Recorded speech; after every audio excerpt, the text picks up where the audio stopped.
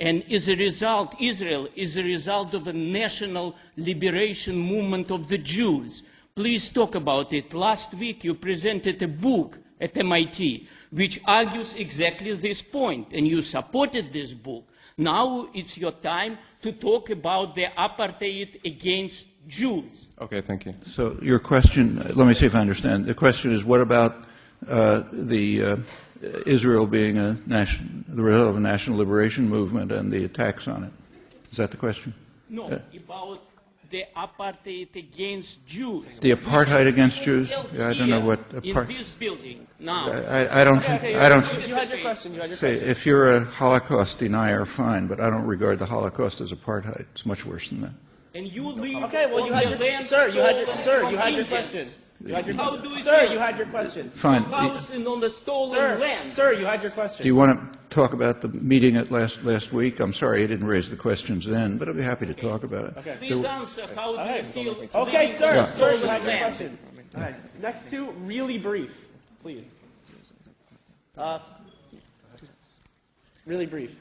The State Department defines, in part, ethnic cleansing as the forceful removal of a people through either murder or force based on religion, race, or the kind of people they are. Do you think what Israel is doing is, in part, ethnic cleansing? Do I think what they're doing in the occupied territories fits the State Department definition of apartheid? Yes. Of ethnic cleansing. What? Are they committing ethnic cleansing in the Oh, ethnic cleansing? All right, and last question, and this is last question. Can I ask that you make the question only, please? No comments before or after the question, please. No problem. Professor Chomsky and the organizers of this event. This is my first time at the AAW, and presumably everyone in the room is here, I hope, are seekers of peace, and it'll be, don't worry, it's going to be okay. Presumably everyone here is seekers of peace, and I'm wondering, with all the accusations and all the propaganda and all the accusations and propaganda, how it is that this week of programming promotes the cause of peace. Okay. Okay. Well, I don't know if the first questioner is there. I think it may. Oh, are you here? Well, the question is, what about apartheid against Jews? Oh, that's a vast understatement. I mean, to talk about, say, the Holocaust as apartheid against Jews amounts to Holocaust denial. If that's your position, just say so.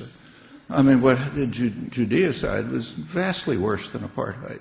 So I don't agree with you in justifying the Nazis by calling what they did apartheid. It wasn't that. What about the meeting at MIT last week? Well, a little hard to talk about since no one was there.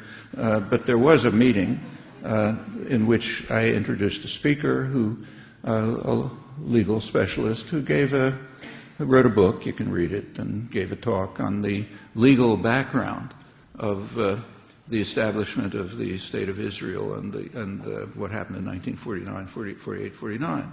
He went through the Balfour Declaration, the mandate, and so on and so forth. And he argues, I think pretty persuasively, that it was all against customary international law. Yeah, it's persuasive. He even had some very interesting things to say, which I mentioned in my introduction, about why the American Jewish community turned to Zionism. Mentioned some things I didn't know. The most respected person in the American Jewish community, he became a leading Zionist leader, was Justice Brandeis. A very important figure.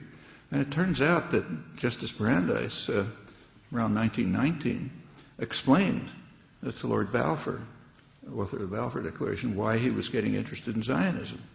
That's a very interesting reason, which in fact I can remember things like this from my childhood. His reason was that he was worried about the fact that Jews from Russia, like my parents, were coming into the United States and contaminating the United States. And he wanted to prevent this. He wanted to make sure that these East European Jews, like, say, my parents, didn't come into our, pure America, which had to be free from this kind of thing. So he became a Zionist. Okay, that's interesting. That has consequences too. a lot of consequences, and I'm old enough to remember them firsthand. Let's just take one moment, a crucial moment. After the Second World War, from 1945, Jews were still dying in concentration camps. And there weren't any gas chambers anymore. But the situation was not very different. It was horrible. In fact, Truman sent a mission, Harrison mission, to investigate the DP camps. He came back with a terrible report about how awful it was. What happened to those people, the survivors of the Holocaust? Did they reach the United States? Practically none. If they'd had a chance, they certainly would have wanted to come here. I mean, half of Europe would have wanted to come here. But certainly the survivors of the concentration camps, they didn't come. In part because partly it's just American racism, they didn't want them, and partly the Jewish community didn't want them. If you take a look at there was an immigration bill, Stratton immigration bill. This I'm old enough to remember. I was a teenager. It did call for bringing in immigrants. The only Jewish group that lobbied for it, as far as I recall, was the anti-Zionist group. The American Jewish community here was like Brandeis. They wanted them shipped off to Palestine. Meanwhile, and there's good work on this, first in Hebrew, now translated in English, about how the Zionist movement, this is pre-Israel, took over control of the DP camps and organized them so as to force people who were able-bodied, men and women 17 to 35, forced them to go to Palestine to become cannon fodder. It blocked efforts to get them somewhere else. In fact, the Hebrew book the original book in Hebrew about this, first one to investigate the records, is called Good Human Material. The good human material, able-bodied men and women 17 to 35, have to go to Palestine to be cannon fodder for the coming war. Was that their choice when you survived the Holocaust? Well, maybe for some, but I rather doubt it. So Brandeis's insight is extremely interesting and has a lot of consequences. These are among the many things that were discussed in his book and at the meeting.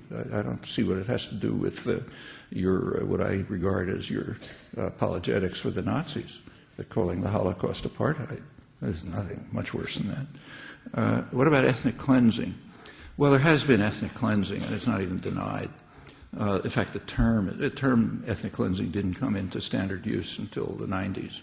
But now, Israeli historians, including the most extreme hawks, like Benny Morris, who thinks that Ben-Gurion's major mistake was not driving all the Palestinians out of the country, he describes what happened as ethnic cleansing, tifur ethni, ethnic purification, literal translation, in 1948. But in the occupied territories, it's not strict ethnic cleansing. It's more like Dayan. They'll live like dogs, and whoever leaves will leave, and we won't give them any opportunities. As I mentioned, there's quite a considerable migration. I don't know the exact numbers, but most of the probably a large majority of the Christians have left, and others with the capacity to leave are leaving because they don't want to live like dogs.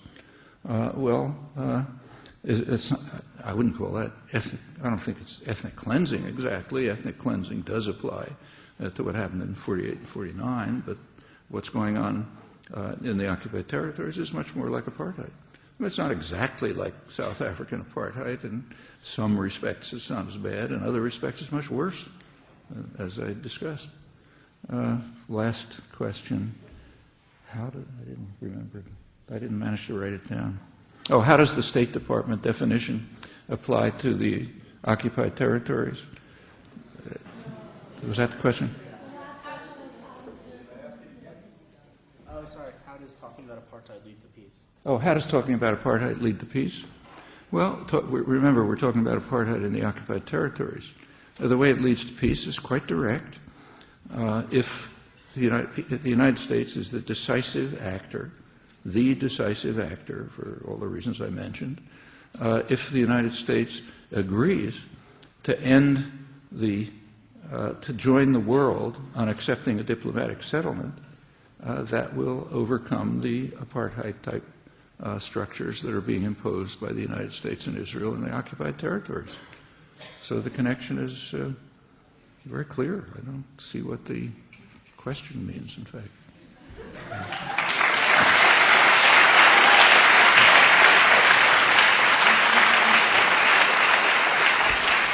All right, one more round of applause for Noam Chomsky.